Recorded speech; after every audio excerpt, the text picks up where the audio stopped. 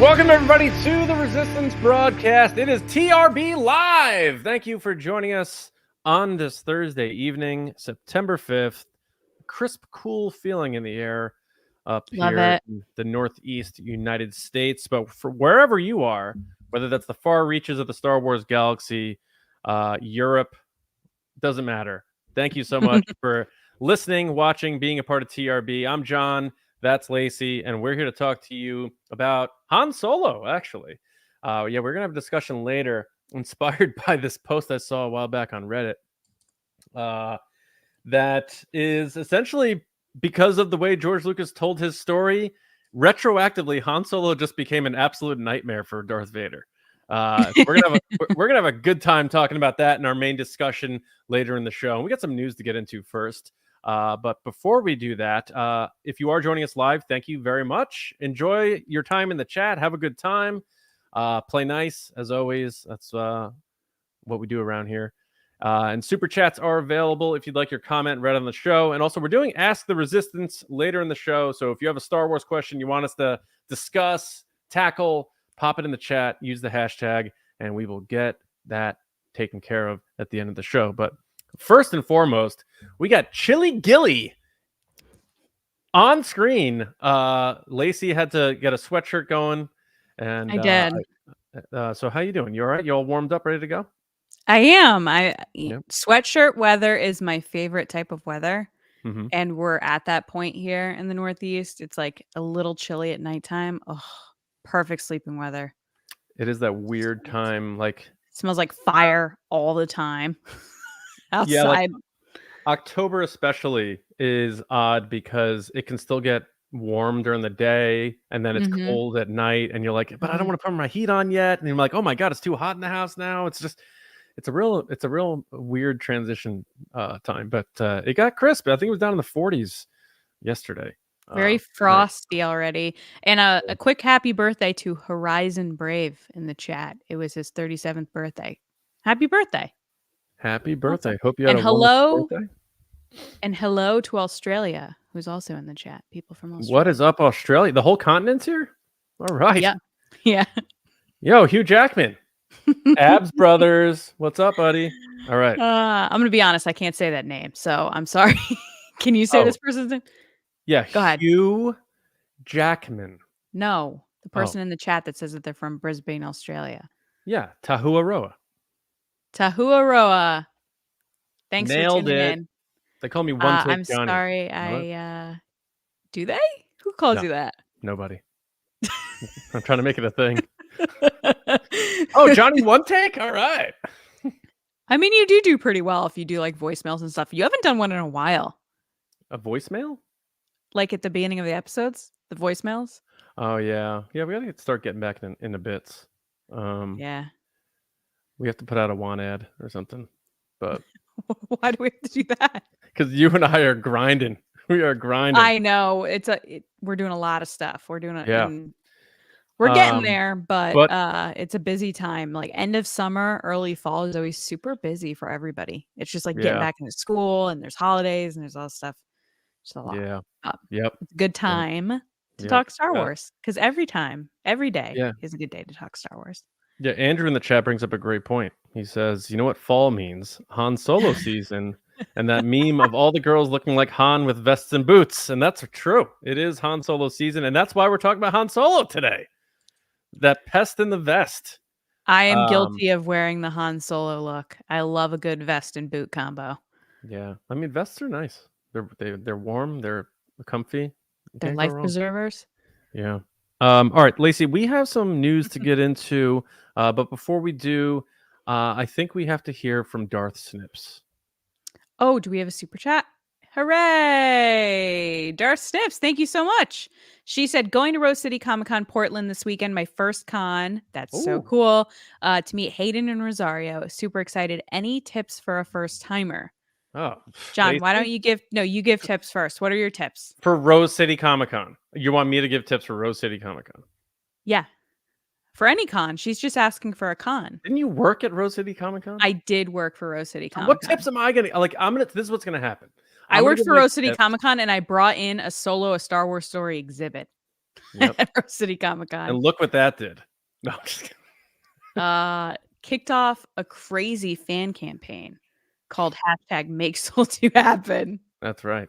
That's No, I right. got to touch Han Solo's costume and, like, Lando's costume. It was cool. It was very I cool. was talking to I messaged the guys from Star Wars Underworld today.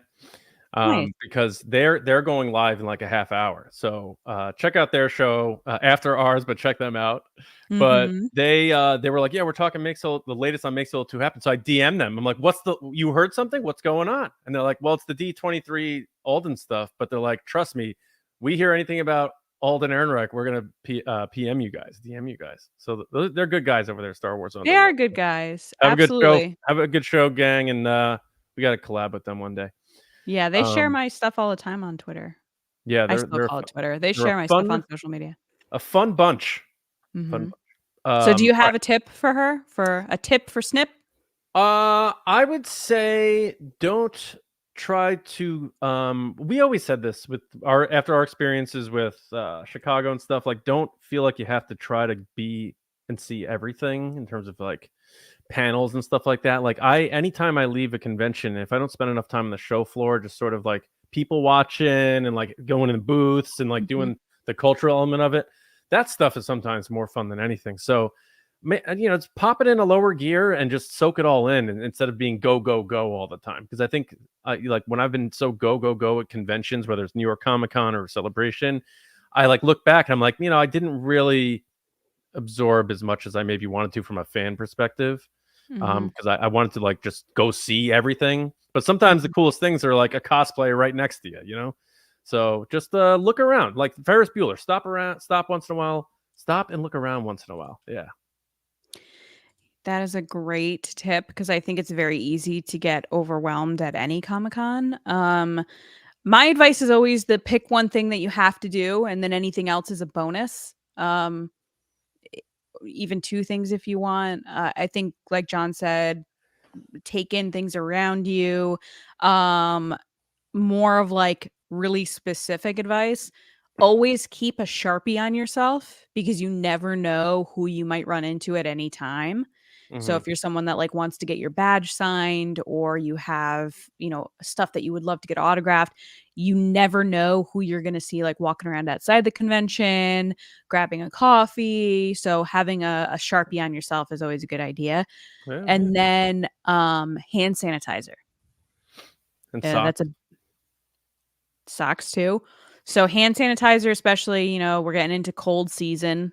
It's just smart to do that. People, touching a lot of things, door handles, whatnot. In convention centers, you don't want con crud. Socks is a big thing. That was something I learned when I used to work shows was bringing an extra pair of clean socks and about halfway through the day, taking your shoes and socks off, putting a brand new fresh pair of socks on, and then putting your shoes back on, makes all the difference. It's like a pick me up in the middle of the day. Hmm. And then stay hydrated. Bring a water bottle because they have a lot of water fountains and stuff in the convention center that you can just fill up. Yeah. And have fun. Yeah, have fun, Heather. Yeah, of course. Of course. Have a good time. All right. And then please, if you're watching right now, like this video and subscribe and share it on social media and let us know how we're doing. We really appreciate it. And it helps people find us and the community to grow. Ryan Wara goes, Lacey's sock advice is gold. It is. Totally is. Ryan brought some extra socks with him at Celebration, I'm sure. Mhm. All right, let's get into some news. And Lacey, it's going to be your time to run the Resistance Report.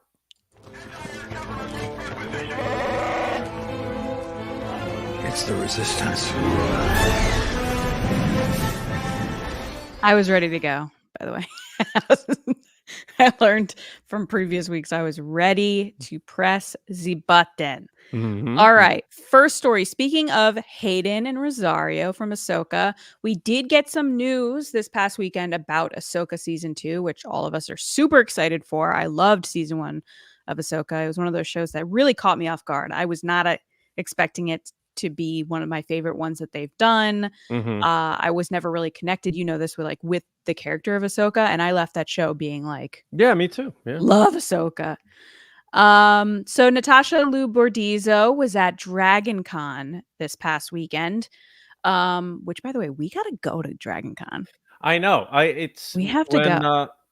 we were in London, and I remember we were talking to Alex Damon, and they were like, "No celebration next year. Come to Dragon Con," and I was like half in the bag, and I was like, "I'll see you there," you know. I was pregnant at the time, and I was like, "That's probably not happening." I know, and then time rolls on, and all of a sudden, like life's going on with the kids and all that stuff, and I'm like, "Holy cow, it's Next year, Dragon though, Con like next week." it might have to be our first trip next year. Well, we got Japan next year too, so like Yeah, but Dragon Con's in the fall. my feet just recovered from London, so. All right.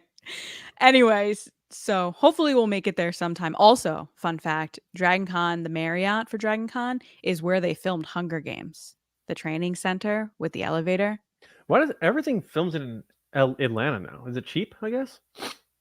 I don't know, but that hotel has been so many things in movies, but it was definitely the Hunger Games arena, which Nice. I personally love. All right. So Natasha, back to Star Wars, over the weekend was chatting with people on stage talking about Ahsoka, and she let it drop that Ahsoka will be filming next summer of 2025, which is a little shocking for me because that seems like a really long time away from now. Mhm. My understanding is that they're really focused on the Mandalorian and Grogu right now, and getting out Skeleton Crew, getting out Andor. But yeah, I mean, we talk about this all the time, like TV shows, especially. It used to be like you get a season, then there was a couple month break, then a season, then a couple month break, then a season. It's now like season, wait 7 years, a season. So John, are you feeling a little disappointed as I am hearing that it's going to be filming next summer? Or are you okay with it? I am relieved. Oh, really? Yes, because look, Jon Favreau is king. I last night I tweeted this, and I'm slowly shifting, by the way, away from X to Blue Sky, You do on love Blue Sky. from a personal perspective, because I can use it on my they have a desktop version now. And you Mm-hmm. could also like get rid of quote tweets that are like horrible too, if you want to. But Mm. anyway, or quote blue skies, whatever they call them. But because even though Jon Favreau is, he did chapter 9 of The Mandalorian from a director standpoint, like he obviously is the showrunner and the creator and all that stuff. But watching that episode, I was like, man, he is like with a movie budget, he is going to crush. And this movie is going to be it's going to be a very good Star Wars movie. Is how I'm thinking about it. But Dave Filoni needs to be there too, because he's been there for this ride as well. If they pull Dave out to go do Ahsoka, then you're missing that component that you need. Like Favreau is king, but you need Filoni there as well. So they're making the right move by saying Ahsoka will be there, we'll get it done, but we need Dave all hands on deck for this movie, because this movie is so important for Lucasfilm. They have Mhm. no other movies in production right now. Out of all the lists of movies they've announced, this is the one that is literally filming right now. Like, get excited, Mhm. Star Wars fans. There is a Star Wars movie being filmed right now that is directed by the guy who launched the MCU, Jon Favreau, $1 billion like knockout director. You got Ludwig Göransson doing the music for it. You have Filoni in the mix. I mean, we're in for a hell of a ride in 2026 when that movie comes out. But during production, you got to have them all there. You can't be pulling people away, especially when this is the only one right now that is rolling. So I was Mhm. actually relieved to hear that, because Filoni's going to be writing and directing Ahsoka the same way he did season 1. That's his baby. That's his live action baby. So if Yeah. they were like, we're rolling on Ahsoka in January, that makes me a little nervous. Even if principal photography may be done for the Mando movie, which I don't know that it necessarily will. There's still reshoots and stuff. I just want to know that he is there from start to finish by Favreau's side, so they do it right. And I am totally okay with waiting on Ahsoka if it makes sure the Mandalorian and Grogu is the best movie it could be. Does that make sense? That does make sense. I guess my other question for you would be, do you think that the events of the Mandalorian and Grogu movie are going to impact Ahsoka season 2? I don't. I think they are. While there's been connectivity and overlaps in some ways, I think they're veering in different directions. I do think, people mock the title a bit because Star Wars has gotten very character namey with their titles. We know that. I think they're trying to be blatantly obvious. I think they're trying to be like, yo, remember this Star Wars character? It's that, but it's also TV shows. Like, TV shows are often named after characters more than movies are. It's like The Sopranos was the TV show called The Sopranos. Then they made the movie and it was called The Many Saints of Newark. So it's like movie titles and shows are different. And so then when people saw the title for The Mandalorian and Grogu, people were like, you got to be kidding me. But I think Favreau really wants to dial it back from how expansive they got with season 3 and focus on these two again. And it is the old Western, lone wolf and cub story. It makes perfect sense for it to be called The Mandalorian and Grogu. It doesn't say Din Djarin and Grogu. It says The Mandalorian and Grogu. It's who this guy has become and who he is. So I'm okay with this being the title of the movie because of the type of movie they're emulating, which is, old Westerns and that sort of thing. Favreau is not a lack of creativity type of person. Like, he named this movie this for a reason. So that doesn't bother me at all. So I don't know if that really answers what you're looking for there, but yeah. I'm going to disagree with you. I think that the events of The Mandalorian and Grogu are going to impact Ahsoka season 2 in some way. I think everything's so interconnected that you can't have one without the other. That's why Carson Teva was in Ahsoka. That's why you had Mon Mothma in Ahsoka. Then you also have those events playing out in Andor, which is also touching The Mandalorian. So I think that there's been obviously a lot of shakeups and changes within Lucasfilm of what their priorities are. Clearly, they're tunnel vision right now to The Mandalorian and Grogu. That's why the Rey movie's been pushed off, because originally the Rey movie was in that 2026 May slot. And then they pushed it and put Mandalorian here.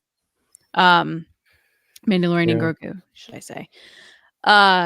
So I don't think there's any way that these things don't impact each other. I'm happy they're still making Ahsoka season 2. First of all, that's it. That was the first thing I thought when this news broke on social media that Natasha had said this. I was like, oh, whew, at least she's got a date that it's happening. Yeah. I'm interested to see. Do you think they'll have Hayden back at any point? Oh, he's definitely coming back. They're back again. Any way that they can bring Hayden back where it makes sense, he's going to be there. So he will absolutely be in Ahsoka season 2. I still think we're gonna get. He was at the end, right? Wasn't he at the end? Like I remember him being like overlooking what was going on, right? Yeah, he was sort of approving, seeing that Ahsoka finally found herself again. And I think he'll be back in some way, shape, or form, because he loves being back, and fans love him. And if you look at the data, I'm pretty sure his episode of Ahsoka was the highest rated one, viewed one. Which it was my favorite. Yeah.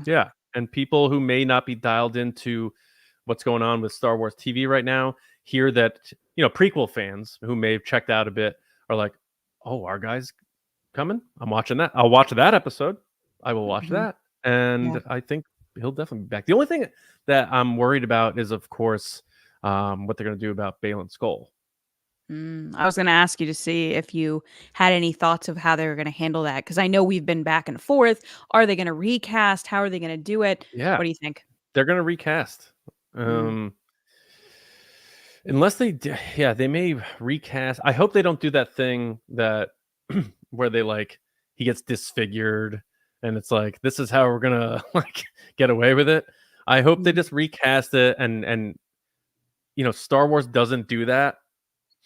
And they obviously didn't recast Carrie Fisher, but that's different because you're talking about the 9th movie of a 9-movie, 40-year, 50-year saga. I love every choice they made about The Rise of Skywalker with Leia. I thank you, J.J. Abrams. Perfect. You did the best you possibly could. That so much so that nobody talks about it.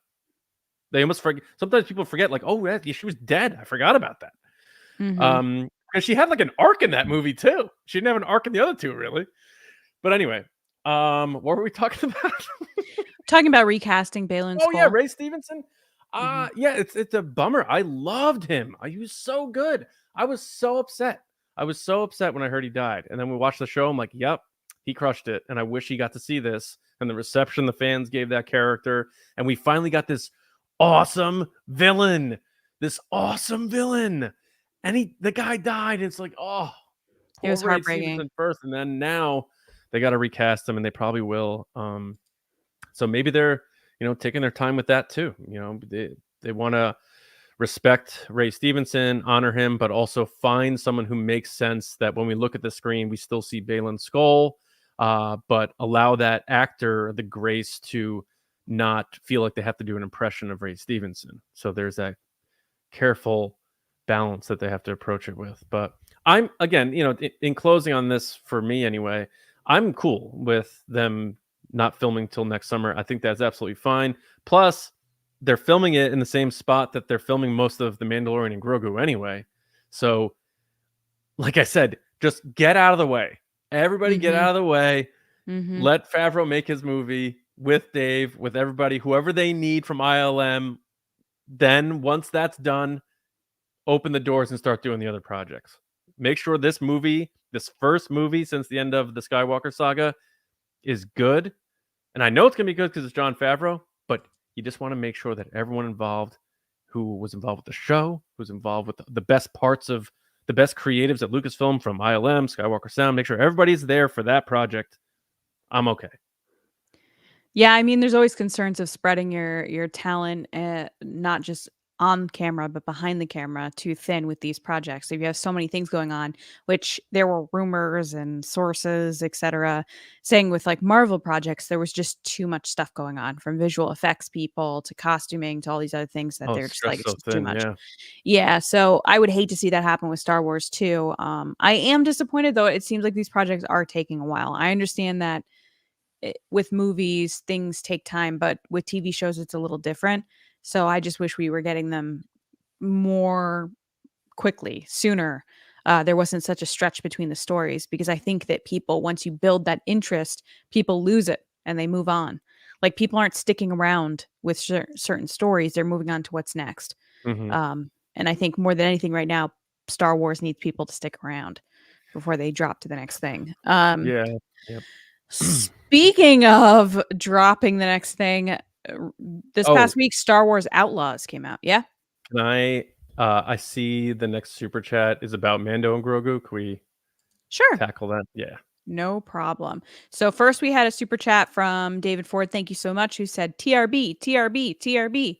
My whole life is a dark room. What? He's developing photos of us. Oh, when did you take those, David? I just made that. Thanks so much. Yeah. Thank you, David. Thank you. And then we have Ryan Wara. What up, Ryan? How's it going, man? Hope you're well. Hope the fam's doing good. He said, I hope Mando and Grogu kills it story-wise. There's a lot riding on it. The D23 sneak peek looked great. I hope they don't rely too much on nostalgia, AT-ATs, snowtroopers, etc., and bring new, awesome, original ideas and concepts. Yeah. What do you think, John? I think Ryan was probably changing his socks while he typed that, and that's okay. But I mean, I mixed up some stuff. I read it a little weird, so I was trying to pick up towards the end there. No, I was making the joke that he made the comment about your sock advice earlier. But Ryan, I agree, man. I saw that clip, because some scoundrel used their phone in that theater at D23 to the benefit of my eyeballs. We did not show it on our channel or anything, so just make sure everyone's aware of that. But I saw it and I thought it looked really cool too. And like I was saying, man, I know you probably feel the same way. I watched chapter 9 of the Mandalorian again, the Marshal, and just knowing he's going to be able to work with a full movie budget for 2 hours of film. I mean, Favreau knows how to use the volume right. That dude knows how to work stagecraft really well. And it just got me so much more excited. Like, Lacey, if you haven't watched that episode in a while, check it out. I think you get even more pumped for that movie. Especially, it made me think that Cobb Vanth might be in the movie. I think he's going to come back. Timothy Olyphant. I think he'll be back, yeah. I think Boba Fett's going to be in the movie too. With his robot arm and stuff. Boba Fett. I'm beginning to wonder if he will be too. Yeah. Mhm. I just hope the focus is on Mando and Grogu. But yeah, Ryan, I mean, you're gonna get nostalgia. It's gonna probably be very similar to what we've gotten from the Mandalorian. I don't think they're going to change the vibe too much. They just want to elevate it and make it bigger and maybe raise the stakes a bit. So I would just look at the Mandalorian as the blueprint of what we're gonna get from a nostalgia, newness standpoint. Because I mean, let's not forget, yeah, he's a Mandalorian and stuff, but when you start looking at all the other shows and stuff, it is one of the more original spins on Star Wars, especially from the music perspective and everything. And I'm very excited to see what Ludwig's going to bring because he's going to bring cool sounds, but also those emotional beats are going to be real heavy in that movie too. Yeah, I think the movie is going to be awesome for me in particular, outside of just like the effects and everything, because he did do an amazing job with Iron Man as well, which is kind of on par with what we saw in Chapter 9 with like the jetpacks and everything was very Iron Yeah, Man. yeah, Um, Favreau just understands how to connect with the audience and remember that it comes down to the characters and the stories and the heart of whatever he's trying to tell, yeah, which I always feel like gets kind of pushed aside sometimes in Star Wars projects is to be like, look at these huge guns. We're in space. Oh my God, things are blowing up. And it's like, okay, but where is the heart of this story? mhm, And I think that's a big piece of why all audiences, not just diehard Star Wars fans, but general audiences too, really connected with The Mandalorian and specifically Grogu. You can't look at Grogu and not have a heart. Like it's just an adorable, cute puppet. yeah. Look, So I can't wait to see that on the big screen. I got him upside down. He's working on his He's practicing his Jedi skills right now. Nice. I still wish that they released that D23 stuff as like, full high res. I don't know I why they do this. I don't either. It's not I helping your 100%. product if I you're really agree. Show yeah, the get your fans excited. You got a yeah. movie that's filming right now, and you have footage from Jon Favreau. Get that up. Let's go. Instead I of don't know why everyone they do has that. seen it now. Everyone has seen it now on a bootleg version because they didn't release it, and that's Disney. It's got to be Disney. So, It definitely is. They try to but make it like, "Oh, well, this is what people pay for," but at the end of the day, once people leave that, event, they've already paid. They got to see it first. Like, show it to everybody else. What are we doing? I know. And to your point, um, about Favreau and the heart Mhm, and stuff, like mhm, he cut his teeth on independent films, and like Swingers is all about these friendships, and it's a very small story, but it's about the relationships. And then you look at like Elf and the relationships, and it's like these movies aren't necessarily these big emotional pieces, but he knows how to make you fall in love with these characters and believe in the relationships. And for me, that's always number one.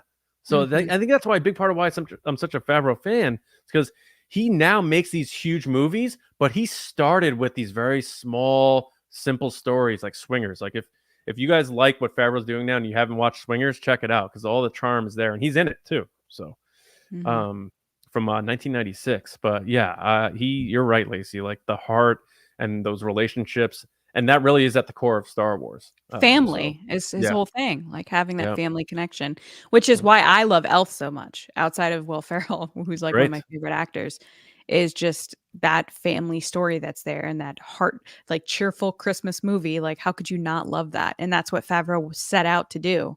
Yeah, And I'm sure that's what he's thinking about with this too, because every time he gets interviewed about The Mandalorian and Grogu, he talks about how he wants it to be that something that families can watch together, how he yeah, wants it to be feeling like how he felt when he played with his action figures in his backyard when he was younger. You can't watch these stories and not feel that a little bit yourself. Like, oh, I remember kind of these adventures that I'd come up with on my own, yeah. transpiring on screen. So Right. Yeah. I Thank you, can't wait Ryan. for Mando and Grogu. I hope, like you said, Ryan, thank you for the super chat, by the way, again. I understand the question of fan service and nostalgia versus something new. I totally agree with you. I don't want it to be just a repeat of stuff that we've seen, but I think there's a balance there, and Jon Favreau and Dave Filoni are gonna handle it the way that it should be handled. I have trust in them that they can do it. Hmm. Yeah, I Uh, agree. Yeah. nice. Thank you. All right. So before we get to our next story, which you guys got a little tease because I started to talk about it earlier, just a reminder, we're going to do Ask the Resistance at the end of the show. So make sure to throw your questions into the chat with hashtag Ask the Resistance, just so that we can flag them. Anything Star Wars going on that you want to ask about, let us know. And we appreciate it. All right. So going from that like lovely kind of like hug of a conversation about Jon Favreau, this one's not going to be as fun, which is Star Wars Outlaws is out. And I know I've seen people love it and not like it online. I've seen both kind of reactions to it, but I think overall Ubisoft, the company that put it out, the game developer, is not exactly happy with the reception of the game. It got a 4.9 out of 10 on review aggregate website Metacritic as of this past Tuesday. And JP Morgan analysts said that Star Wars Outlaws has struggled to meet our sales expectations despite positive critical reviews. So critics are liking it, fans not liking it so much. I know that people have noticed a lot of bugs, like moments where the character should be shooting someone or sneaking up on someone, and then the whole screen jumps, and there's like a lot of glitches here and there that aren't working properly. Oh, wow. Which over time they've ensured fans, and this is via IGN.com, that they're going to get things fixed. You know, the director of the game said that they're a little disappointed by the review scores, but they plan to make it better. So currently right now, like I said, it was a 4.9 out of 10, but it sits at 76 out of 100 from fan critics. But we'll see how it goes. John, I know you and I haven't played the game. We're going to be straightforward about that. I don't have a PS5. When you have children, you have to make choices, and you can't just go spending tons of money on gaming systems. That's from my personal perspective. So I haven't had the ability to buy a PS5. If I did, I would get one. Have you seen any footage of this game? Because I have. It looks awesome. Like when she's on Tatooine and stuff, or like in the cantinas, they're really cool and you get to walk around. But what are your thoughts about this game? Because I feel like this was the big release right now for Star Wars. I was talking to somebody about this, and I was like, because the sales fell short, I guess, of their expectations. Yes. By like a couple mil or something like that. And then their stock dropped. Yeah. From 5% lower on Monday, and then another 2.4%. But then I was seeing like images, either promo for the game or whatever, and it showed like Lando in his like yellow outfit, and it showed like Jabba, and it showed like the pikes and stuff, and then it showed like the main character holding a like almost like a DL blaster. I'm like, why didn't they just make this the Solo sequel then? If they're not going to make the movie, if they're not going to make the show, like this is pretty much a similar premise. Like you could have been Han Solo doing all this crazy scoundrel stuff with Chewie across the galaxy. I think you made double the sales if it was Han Solo. It's funny you said that because DJ Elliott called me and left a voicemail because I was in a business meeting at the time. He said he was playing Star Wars Outlaws, and he goes, "This is basically Solo 2. I don't know if you've played it yet. I'll talk to you later." So I don't know. Like, I think that could have been something very interesting, but maybe they're leaving the door open for Alden to come back. I don't know. But needless to say, I have seen a lot of people say they really enjoy it. They're having fun with it. They like the open world element of it. I, like you, only have a PS4. I don't have a PS5. Why do you say it like that? My family always makes fun of, not makes fun of, but pay tribute to how my dad says certain words with his New York accent. So the number 4, we always say 4. So I don't have a PS5, so I haven't played it yet, so I can't speak to it. And I'm not the biggest gamer either. I'm just bummed out that it's just another thing where it's like it didn't meet sales expectations. The reviews aren't good. And it's like,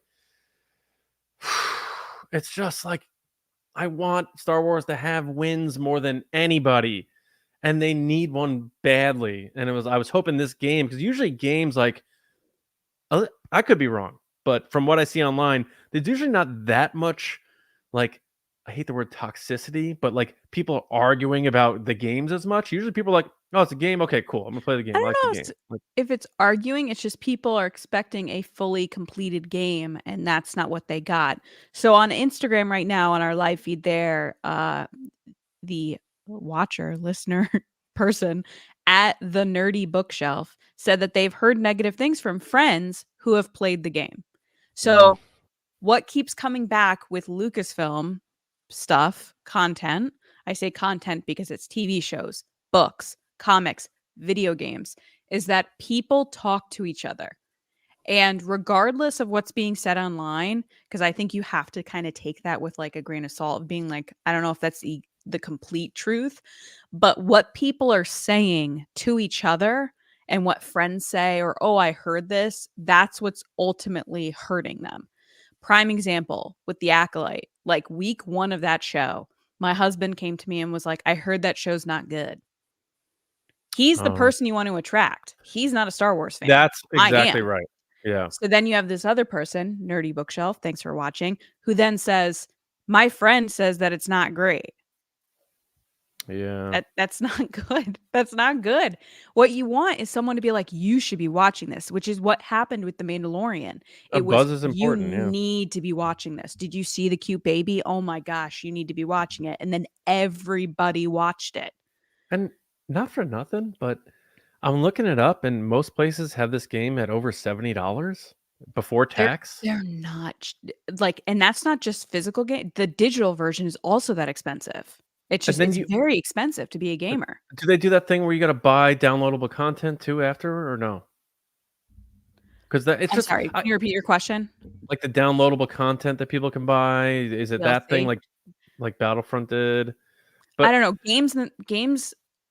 Games, movies, anything that you're taking, like physical stuff, is always going to be expensive because it's just, they try to get you on the digital version because then they could take it back.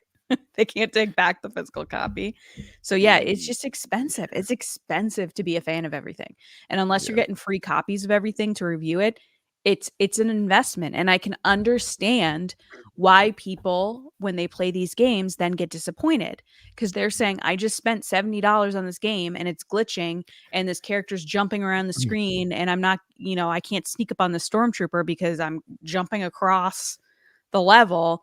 I would be disappointed too, because when you buy a very expensive finished game, it should be ready to go.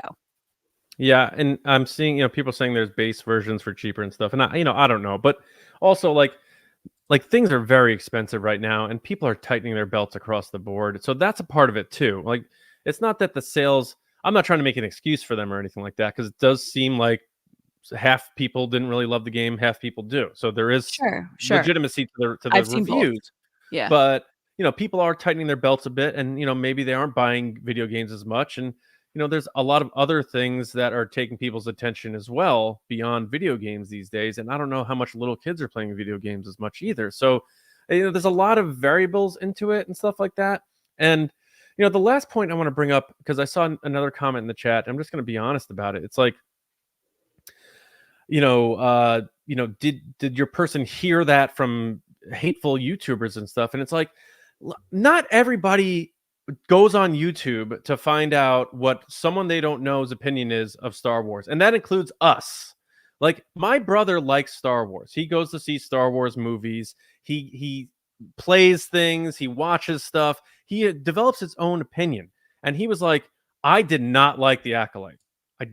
I tried to watch it, didn't like it. My brother is not on YouTube, doesn't care about any of that crap. Sometimes pokes fun at me for that I have a Star Wars podcast. There are legitimate, like, we can't discount that there are legitimate people out there who are just like, I didn't like this. Like, we can't keep. There's also people that say that they do like it too. So I want to give a shout out to Brian Barnes in the chat, who's saying he loves this game. He's 20 hours in. He loves every minute. And we love that for you, Brian. I just want to make that clear. We're not saying one way or the other. We haven't played the game. But I think there needs to be an understanding amongst fans and people that are maybe more casual fans that it's okay whether you liked it or you didn't. Of course. It's okay. That shouldn't even need to be said. But I feel like it's gotten to the point that we have to say that. Like, it's I know. okay either way. I know, but yeah. I think people who spend a lot of time online, and we do too because of the podcasts and stuff, think that bubble is bigger than it is. And I'm not saying that stuff doesn't have an impact, because it does, and people are getting hurt by it. And we've talked about it endlessly on this podcast and online. We detest that stuff. It's not accepted in our community, on our servers, or anything. So again, going to be clear about that. Some people are like, you guys talk about that a little more? We're talking about it again. Any hate coming to anybody over movies is insane to me, and I detest that 100%. Zero tolerance in our TRB community. But we can't keep saying, "Oh, the movie didn't do well. The game didn't sell well because of those guys." Because then you're empowering that. You're telling them they have the power. They are doing it. It's like, no, maybe a little bit, but there are people who are just like, I didn't like that, or I don't have money to buy a $70 video game right now. Like, we have to also look at it from all angles. We can't just keep using that as our reason as to why things aren't selling well and stuff like that. That's That's all I'm giving saying. them a lot of power in the sense of that means that people that don't like things are the ones making decisions or driving what's good and what's not. And I don't think that's the case. And it's not. Going back to what I was saying earlier about the Acolyte, my husband had heard it on a podcast that has nothing to do with Star Wars, actually. It's a podcast that he listens to all the time. It talks about pop culture, it talks about sports, it talks about all different types of stuff. It's a bunch of guys talking to each other. And he said that one of the friends had watched it and said, "Hey, I don't really like this. It Yeah. wasn't really my thing." And Yeah. that's who he heard it from. It wasn't like someone online that was like, "Disney Star Wars is the bar Star Wars." Like, that's not who he heard it from. But at the same time, yeah. that podcast has millions of listeners. So if you're with someone, and this is coming from a position that John and I are in, that you guys listen to us every week talking about pop culture and Star Wars. If you have someone that you trust every week that you're listening to them talk about a subject, whether it be sports, Star Wars, whatever, and they have opinion like, "Yeah, I didn't really like this thing." And then you're talking with someone else that might like that thing and you're like, "Hey, I heard it wasn't that great." That's not necessarily hating on it. It's just passing along information from someone that you trust because you spend so much time with us, because you listen to us, because you have that relationship of listening to what we think, that then the information continues on. That's not to say that that thing is bad. It's just our own opinion. But I know I was disappointed when I was seeing negativity come out of this game because I know people were really pumped about it. And someone in the Me chat, too. Brian, I'm so happy that you love that game. That is awesome to hear. I wish I've gotten the chance to play it. I don't have the money to pay for it right now, but maybe sometime eventually in the future that will happen. But I do enjoy watching people's recaps on Twitch and on YouTube of people playing it. I know Star Wars Explained has been playing it and Molly's been playing it. It's fun to watch them take a chance and go through the story mode and whatnot. But the critiques that I have seen is that for a game that's that expensive, that's been in development so long, it should be at a higher level of play in the sense of like not glitchy. It should, the modes and the characters should be able to move more smoothly through the levels. And it just brings up a question of, was the game rushed? Was there not enough time? Did they need more time? Because I believe this game was delayed at some point. Yeah, it's just a question of that. Like, are they getting enough resources and money to really put in the effort and time that they want to into games like this? Or are they just being told, "Hey, get it done. No one cares. Just get it done." I hope whether you're doing story mode or you're running around like GTA or whatever, like I hope everyone who has the game is having the time of their life. And I bet if I played the game, I would have fun. So we're just commenting on what's coming out of the business reports and the reality of the sales and stuff. Yeah, the reality is that the stocks are down and they're not getting the reviews they want and they're not making the money they want. So the customers aren't there. So the question is why? Yeah. All right. Well, we don't even game and we talked way too much about this video game. So I think it was therapeutic though, with everything that's going on. Like, I don't mind talking through things and it makes me feel better. And I hope people listening, it makes them feel better as well. Anyway, right you ready to discuss some more stuff? Yeah, let's have some fun. Obi-Wan once thought as you do. All right, Han Solo was a nightmare for Darth Vader. He had no intentions of fighting for the rebellion or against the Empire for that matter. He was one pilot who had some debts, who took a big job so he can clear those debts. However, he unknowingly was traveling to one of the most dangerous places and to one of the most dangerous men in the galaxy in Darth Vader while transporting his mortal enemy and his son, a droid he built, his astromech, while they tried to free his daughter from imprisonment. And it was all because of this one dude in a vest, pest with a vest. And now I saw, like, I had always thought this was a funny idea because of how it came to be based on how George Lucas evolved the story. But I did see someone like lay those facts out on Reddit, and that made me laugh. So I'm like, we got to discuss that. So I just thought it was interesting because when you look at Star Wars in 1977, it really is just this pilot is bringing this old wizard who knew Darth Vader, but with some kid, some robots to save a princess.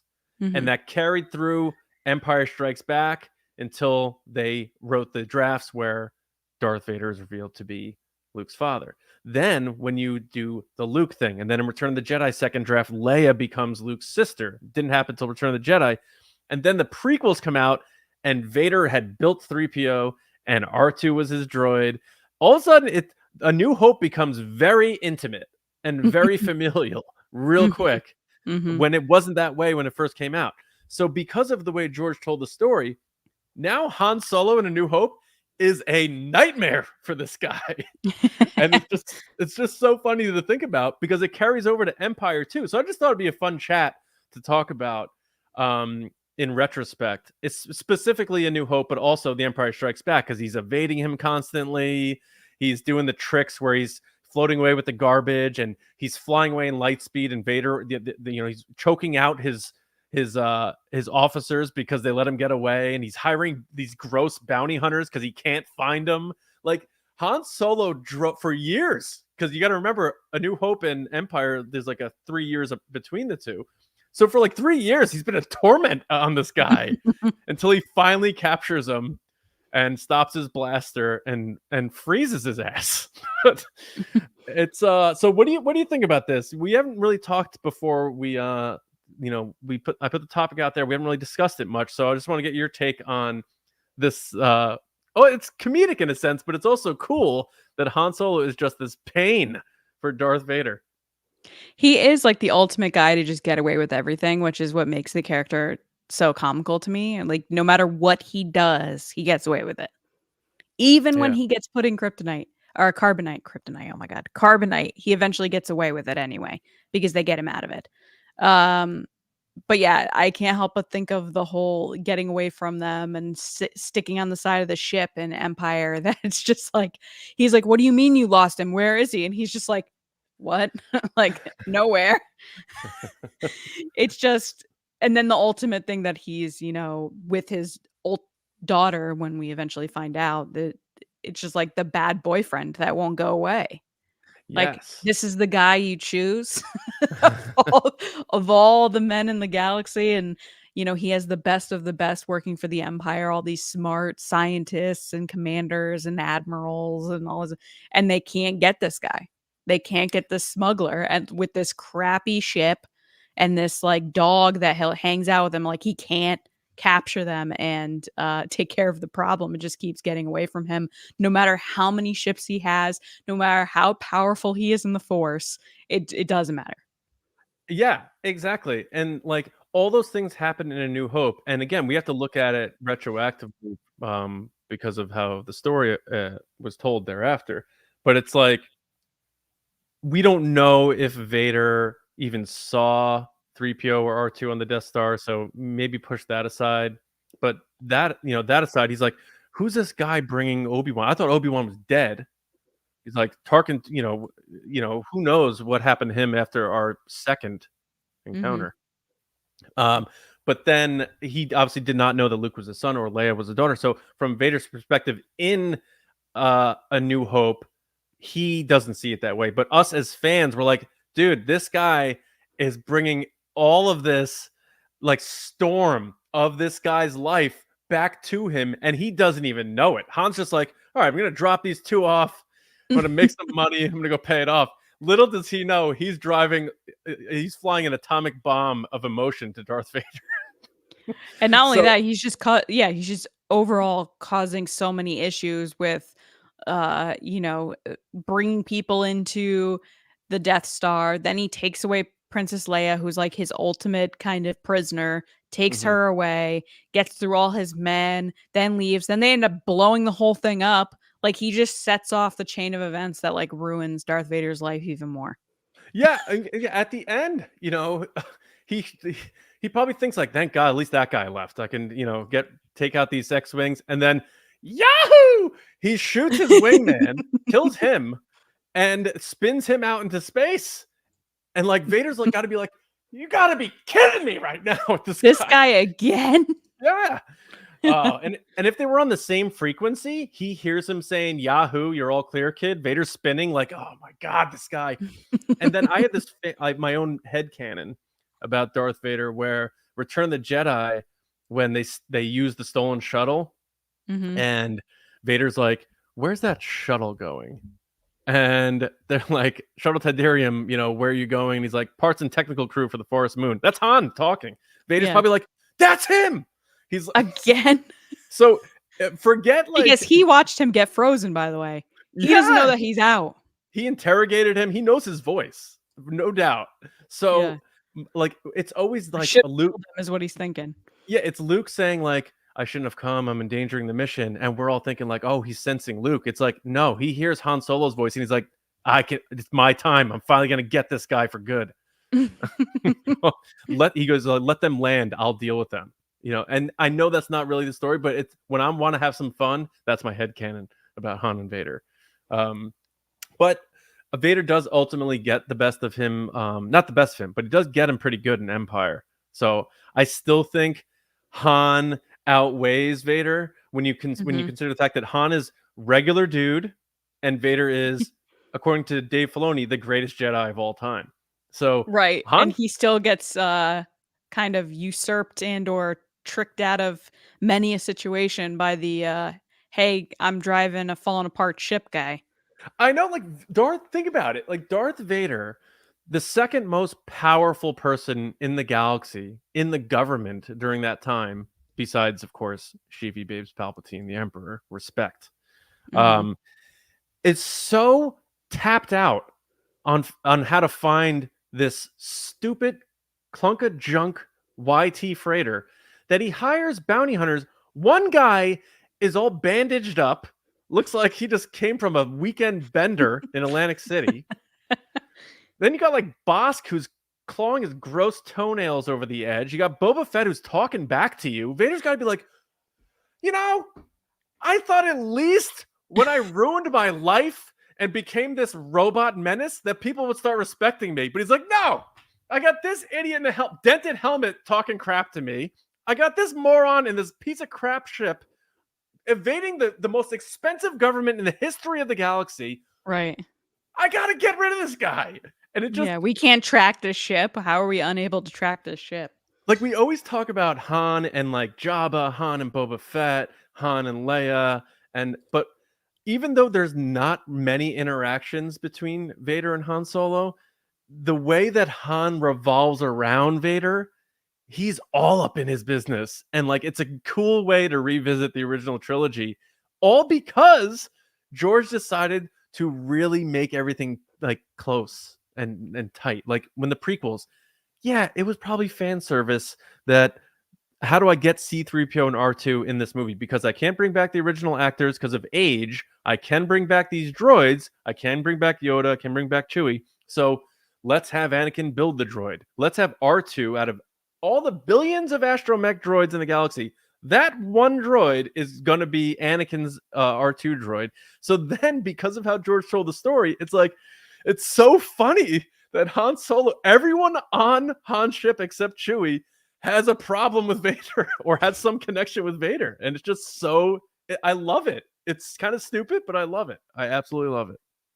I mean, he really did bring every problem to Darth Vader. Like Darth Vader at the beginning of A New Hope was basically like, all right, I got the plans. I got Leia. We're good, right? We're good. And then this guy's sitting over in a bar being like, yeah, I guess I'll take you. Sure, why not? Hop It's in. like, I am so in trouble. This guy, this guy is trying to kill me. I just killed somebody. I got Jabba hounding me again. I got Greedo wearing heels. Like, we got problems. We got a lot of problems here. And I just He's need to just pay straight off up these debts. mess. Han Solo is like a straight up mess, and He's he's a mess. rolling up to a guy that thinks he's gotten everything tied up in a bow, and he's handling everything the way it should be handled. Yeah. But it shows you the ability of Han Solo to kind of go with the flow, and he figures it out so quickly. And he's like, that's his superpower, is even though he's not one with the Force and he's not a superhero in any way, he's just like a really clever guy. He just figures it out. And we see that from, Solo Star Wars Story to the original trilogy as well. His ability to just go with the flow when things happen. Be like, okay, this terrible thing happened. Not a big deal. We've got a pilot. He's right here. Let's just deal with it. Right. Now, of course, he meets his match in Empire, but up until that point, he's weaseled his way or talked his way out of every problem, which is one of his strong suits, as we see also in The Force Awakens, which is a big bit that they run with. I don't ask But yeah, myself that question until I've done it. I just going back to the whole bounty hunter thing, you have Darth Vader who goes by protocol, goes by who he, I've got all these clones, I've got all these weapons, I've got the Force. I'm going to take care of this my way. Yeah. And this guy has eluded him so much that he had to bring in this like trash can recycle bin worth of people that like grasping for straws at this point because he can't get this guy. Yeah. It's And it makes Empire Strikes Back, even though it's like the darkest of the original trilogy, like you could look at it from like just rewatch it from a different perspective and from a humorous perspective of like how tormented Vader is throughout this whole movie. It's like and the only way he ultimately gets Han is when his own friend turns on him. Yeah. Right. Like if Lando never did that, he would have still never gotten it. Yeah. Freaking Lando. Ruin the fun for everybody. How dare you, Lando? But yeah, I mean, we can go on about it, but I know we do have some questions to get to. But did you have any other thoughts on this fun chat about how Han Solo is an absolute nightmare for Darth Vader? I think everything that he stands for is the complete opposite of what Darth Vader stands for in every way. Like, even I would say kind of a little piece of this that's very heartbreaking is while Vader is the person that is the complete opposite of Han, I feel very much that younger Anakin, would have gotten along with Han very well. Like, because they're very jokey. They think, they don't take things too seriously. He's always wisecracks with Obi-Wan Kenobi. He was very much in that par. Whereas Vader, that humor and charisma and ability to have like happiness and love and situations like that died when he died and became Vader. So the moment he became Vader is now he's the opposite of Han. So it's just interesting to talk about because while Han is his biggest enemy and he's like, oh, I can't get rid of this guy, Han's basically a younger Anakin in a way. And he's just he's constantly chasing this guy that is similar to Anakin, who's like, we'll figure it out. Oh, I came to rescue you. How's that going? Obi-Wan Kenobi, like what you do? That's very Han. And it's funny how you're right that they are total opposites, but they both sort of go on the same journey of rediscovery in the original trilogy where, we talk about it with Solo, like people who I love in this space, I'm not going to name names, Outlaw, but who don't like Solo miss the point that it's showing the de-evolution of Han, who believed in love, believed in friendship, believed in trusting people and loyalty and that sort of thing. And then he gets burned by all those people in that movie. Yeah. Lando burns him. His father figure, Beckett, burns him. Kira burns him. And then he's like, don't hold your breath, kid. It's just me and this guy now. And it's him and Chewie. That's the Han we meet. That's the Han Alden Ehrenreich says he wants to play moving forward if he gets a chance to. So then Han goes into A New Hope cold. I'm just here for the money. I'm all in it for the money. And Leia's like, you'll get your reward. And then he falls in love again. He finally finds that again. He befriends Luke. he finds that friendship again. And the same with Vader, how Luke brought him back. So they are polar opposites, but they both go on that journey where they both find themselves again, which is also a very good element of the original trilogy. And then just from a surface level, like Han Solo is just so cool because of all these things we just talked about. It's like you want to root for the everyman who's able to evade the ultimate powerful entity and villain. That's what makes The Empire Strikes Back so charming. It's this nobody who has no business doing everything he's doing, getting it done. And it's and doing it in the most cool, suave way possible with the vehicle of Harrison Ford.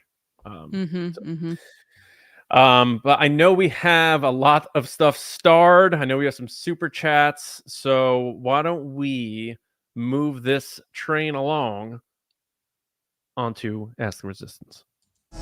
I've been wondering, what are midichlorians?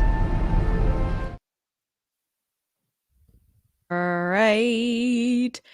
Let's kick it off with some super chats on the top of the order. So we're going to try to get to as many questions as we can, guys. Of course, put them in the chat. # Ask the Resistance. There are a ton in here, so we're sorry. That's amazing. Yeah, it's so great, but we're sorry in advance if we don't get to your question. But we're going to kick it off with the super chats. So David Ford, thank you so much for the super chat, said the earlier super chat was a Beetlejuice reference.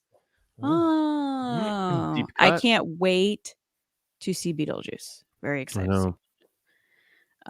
So thank you for that. Appreciate it. Then we have Ryan Ward who says super chat for Lacey's PS5 fund. Thank you. It's gonna be a while. To be fair, it's not just a money thing, it's a time thing more than anything else. Having 2 small children and a full-time job and doing this, which I love to do, time is very valuable. And playing video games, while it's something that's super fun and I appreciate it from time to time, it's not something I have that extra time to do right now. That's why I tend to watch it. Like if I'm doing something, I'll have someone playing something while I'm doing something else. But thank you so much. All right. Then we're going to get to Andrew Staley. Thanks for the super chat. Said, Ask the Resistance. Do you think Lucasfilm will look to do something theatrically in 2027 for the 50th anniversary, John? Well, Andrew, I know you're definitely hoping for the Rey movie. My thought was that they were going to move the Rey movie to coincide with the 50th anniversary of Star Wars, do a massive celebration, get one more big one with all the OGs, like go big with the 50th anniversary, couple that with the through line from the Skywalker saga, which is Rey. But I hope that's the case. So hopefully we get some news on that, and they're already still working on stuff. I'm staying hopeful about that because, like I've said over and over, you cannot bring Daisy Ridley out on stage and say she's back and then fumble that and not make that movie. So that has to happen at this point. And don't look internally. Well, I mean, Andrew, you can because you're such a huge Rey fan. But even like the little kids who just love Rey and they grew up on Rey and they were 5 years old when The Force Awakens came out. And now they're going to be 15 and they're going to be the ones with the voices and all that stuff that we keep saying in this podcast. You can't lose them, because if they find out that this is falling through and they're not going to get to see their Luke Skywalker again, they're out. They're going to go to the next thing. They'll go to Marvel. They'll go wherever. They'll go to DC when DC rolls around, because James Gunn looks like he's killing it. So I hope so, Andrew. I'm staying positive that we are going to get that Rey movie, and hopefully it does coincide with the 50th anniversary, because I think that would be perfect. Yeah, I agree. I think 2027 is a prime time to do the Rey movie, or if the Rey movie turns into episode 10, that would be the time to do it. Build off the 50th anniversary, bring in those fans back that might have kind of gone away for a little bit, get new fans excited, because none of us can deny the excitement that was surrounding The Force Awakens. That was such a wonderful time of fandom, of being a Star Wars fan, of the pure love and excitement for Star Wars being back. And I think that that's what we need in 2027 for the 50th anniversary. And having a movie with Rey or episode 10 would be the perfect thing to continue on that legacy. But thank you for the question and super chat. Really appreciate it. Yeah, All thank right. you, Andrew. And then we have a super chat from nerdy_Seb. What up? They said coffee, parenthesis, the game's not bad. It's fun. There are a few bugs. I think depending on genre, open world games can be a hit or miss, parenthesis. Keep up the great work. Thank you so much. That's awesome to hear. Yeah, I've seen some bugs. I've seen tons of things, by the way, that people love this game and they like just walking around and going into cantinas, which is super cool and super fun, which is something that John and I had said that we would appreciate more than anything else if we got the chance to play it, is just being in the world, like not necessarily like finishing missions or anything, just like doing kind of fun stuff. Yeah, Um, absolutely. but Gets that's really 5 stars awesome. in GTA. Have the FBI come after you. But it's That's really what I would awesome always to do. hear that. Yeah. Yeah, it's really awesome to hear that you like it. That's Thank really, you, really Nerdy cool. Seth. And of course, it wouldn't be a show without our buddy Freezy2324. Thanks for the super chat. Said there's a big difference between, quote, hating on a show, quote, and having a critical opinion on it. Parts of the fandom right now can't see that. Well, you're 100% right. I completely agree with that, Freezy. I think there needs to be, I think ultimately, if we were to boil all of this stuff down, there is a issue with people communicating via text. And I say that from my own personal perspective of even sometimes John and I don't communicate well over text. So I think oftentimes when people are reading comments or reading emails or seeing messages, tweets, stories, etc., social media, the emotion and the way things are said and presented are not translating via text. And I think that kind of elevates the tension on anything, because as soon as you say something online, people will jump on it or thinking that you're offending them in some way. So there needs to be that separation. I think also there needs to be an understanding of, even if someone doesn't is saying something you don't like, you have the ability to walk away. Yeah. I think oftentimes people just don't walk away or don't respond. You don't have to respond. And when you do, you give them that energy and that time that you can't get back. You know, we all get one life to live. So that would be my kind of piece of that, of just like choosing how you engage online. But I do agree that there is, like you said, a big difference between hating on a show and having an opinion of it. We have always been very understanding of everybody's opinions and what they We're like, honest what all the they don't. time.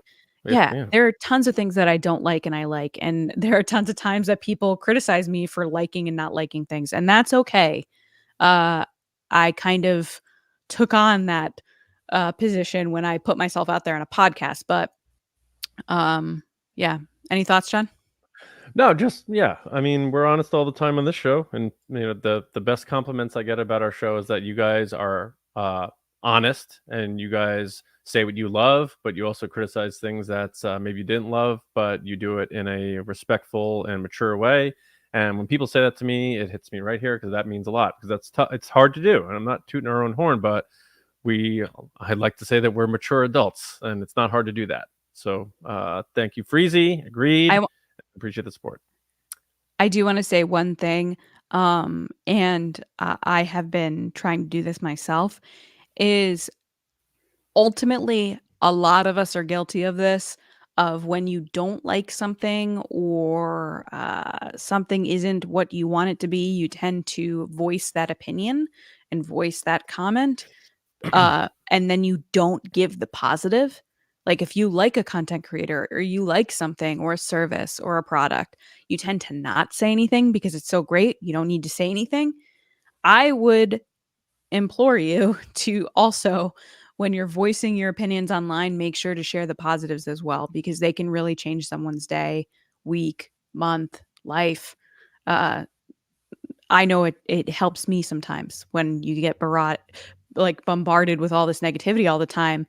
That one person that comes back with something really nice or positive, or like, hey, I really enjoyed that episode, it means everything. Guys, life is short, very, very short. Make someone smile. Make someone smile Yeah. and have a good time. Kindness All right. goes a long way. All right, who's next? Who is next? We have Terry M. what is your dream storyline for Solo 2? I mean, we talked about that all the time, but basically what, I guess, similar to Star Wars Outlaws, but it's what John Kasdan, he's wrote it. It's He put it out the there. War of the Syndicates. Han's working for Jabba, Kira's with Crimson Dawn, and you got the Pikes, and I'm sure Lando would work his way in however it benefits him somehow, and you would have Boba Fett involved because of Jabba, and it would be this big, awesome Western outlaw show. Yeah, I would or love a movie. going on adventures and, week to week doing different things. It's kind of what Outlaws is / what Mandalorian is / it's just going on adventures and friendship and finding your way throughout the galaxy with the characters that we love, and that would be Solo for me. But specifically what John Kasdan has already laid out, like when he first, during Make Solo 2 Happen Day, the very first one, put out those symbols and like what his plan was moving forward. Yep. It's there. Just take it. What are we doing? All right, who's next? Thanks for the question, Terry. An interesting one, very popular on the show today. Ryan Wara. Will Gideon's return be the stinger at the end of Mando and Grogu? Lacey, you think he's dead, as far as I remember. Are we being hoodwinked? Are we going to get a Gideon revival? If we get Gideon back, he's a clone. It's not the real Gideon. I think the one that we saw in the show that got engulfed in flames is Dunzo, because it's not the, hey, you see them die, but they don't, get, they're laying there like Fennec Shand, which I said she wasn't dead. It's very much, he literally went into flames. So I don't see that him coming back from that. They usually use that for, Phasma. That's how she died. Vivica Fox in Independence Day 2. That's how she died. So, Wait, she died? Yeah, she dies in that movie at the very beginning. Vivica Fox? No, she doesn't. Yes, she does. In Independence 2. Oh, spoiler! Oh, look, TRB family. Spoiling the movie. She falls into fire. now I don't need to see it again. But I never saw it. What do you think? So you think we're going to get like off Gideon? It's going to be Gideon. I don't think we're going to get Gideon. I think if we do, it's not going to be the one. It's going to be a clone. Thank you. What? I made a play on words, and you delightfully. Oh, what was the play? I said he's going to be sort of off Gideon. Instead of off Gideon, yeah. Dun-dun-dun. I don't have my fastball today, I guess. I love Moff Gideon. I wish that they wrote him a little better. And once he tried to off himself, it's sort of like what happened with Hux in like TLJ. It was weird. Yeah, so it's like they deflated the character for me. But if he shows up, Ryan, I will probably bounce out of my chair. So we will see. I never thought about that. So that's a good question. Now we are going to go to Star Wars Land. This is a quick and easy one. Do you think Ezra will be back in Ahsoka season 2? 150%. Yes. Yeah. Yes. And then we will go to... Do one more? Yeah, let's do... You pick this one. Pick the last one. Padawan Michael. What up, man? He asks, what is your one concern about Skeleton Crew, and what do you feel confident about, John? Well, my one concern is people directing this show in the volume who may not have a ton of experience working in the volume, and we've seen how that can make, with Obi-Wan, and some things do feel like they are in a room.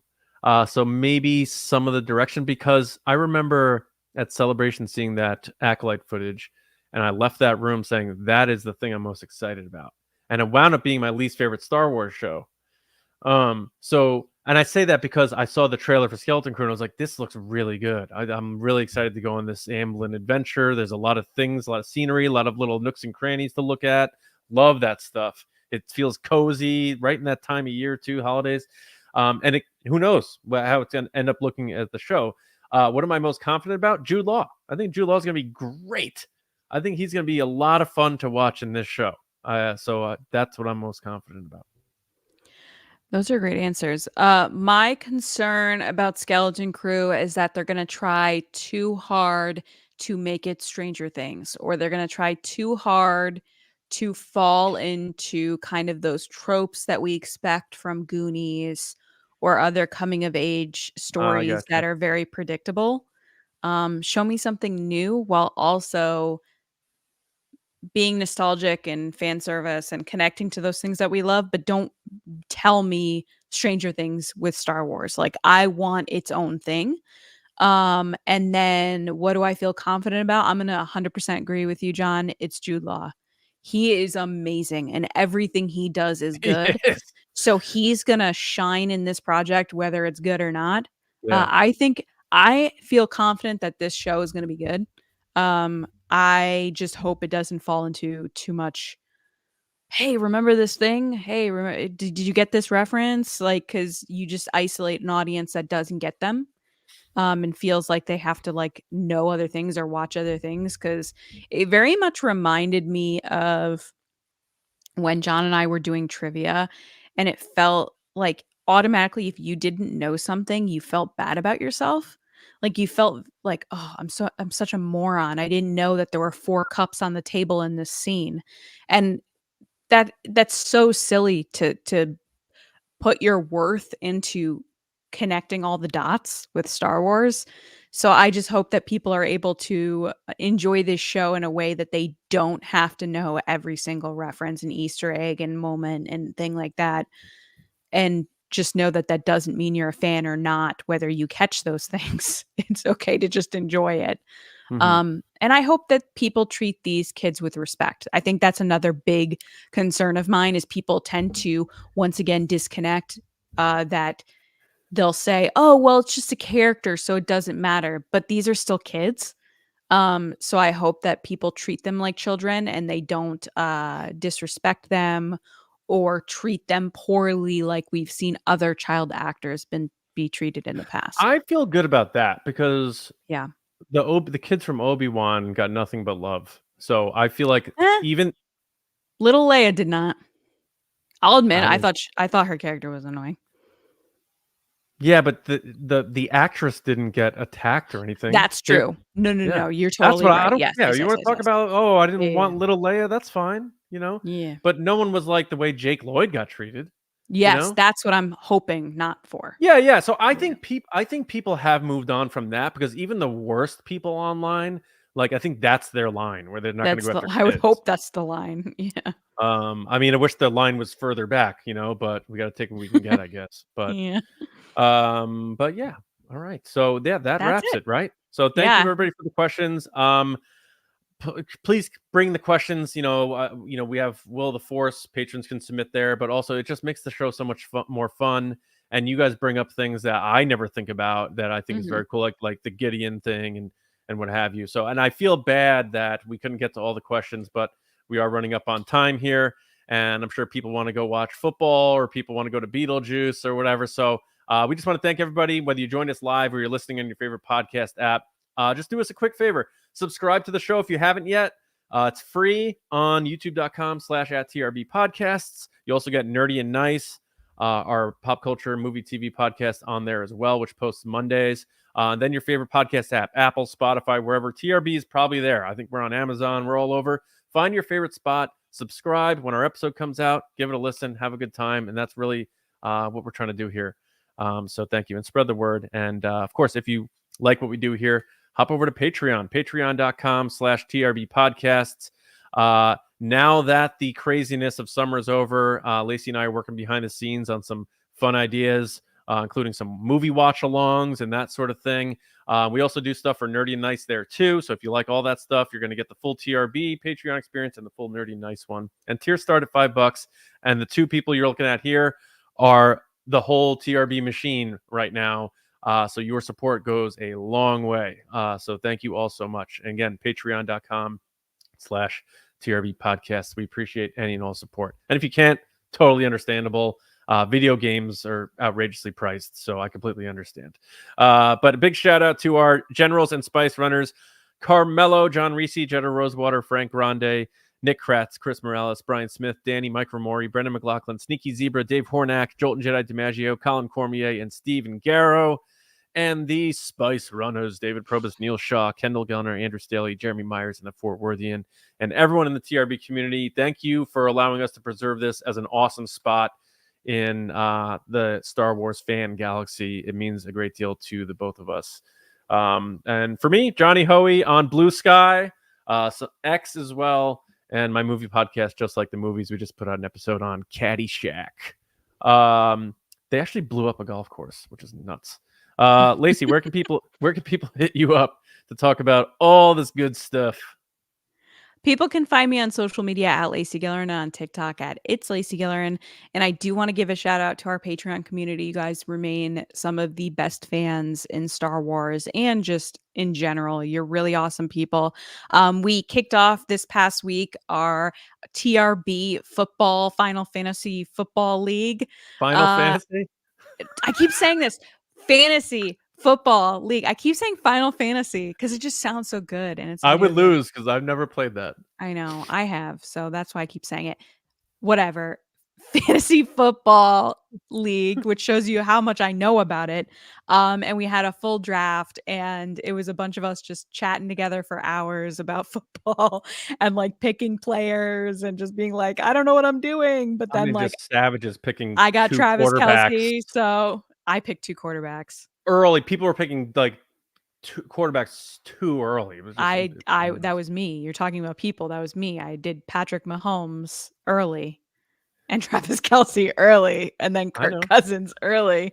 Anyway, I don't know anything I'm talking about because I don't really know football that much. But besides that, it was the community aspect that was just so much fun chatting with you guys and just the camaraderie of doing it together. We bought a trophy that arrives at my house. I think it arrived today, actually. I have to go open it. It's in a box. And we're giving away some swag and to whoever wins. And that's the kind of stuff we love. We get together when there's Star Wars Celebration ticket sales and chat about it. And I just wanted to say thank you to those people that despite what goes online or what's going on in the world, they've been this kind of bright light to kind of remind me why we're doing this and why we love doing it and why we love Star Wars and pop culture. And lets me feel like I'm doing something right, which is nice. So thank you guys so much. As always, if you have time, please leave us a review on Apple or Spotify or YouTube or wherever. Let us know how we're doing. Share on social media. Share us with a friend. That's how we grow. And thank you again for your support. However you do that, whether it's just listening or more, that's cool. And we appreciate it. So thank you so much. Lacey, right now, the Chiefs, the NFL season has kicked off. You currently have 8 points. Yeah. On pace for 92, but your opponent is on pace for 96. But it's a long weekend, a lot of football, any given Sunday. You never know what's going to happen. And that is why we play the game. But this is why we podcast, and we're going to get out of here. So thank you all so much for all your support.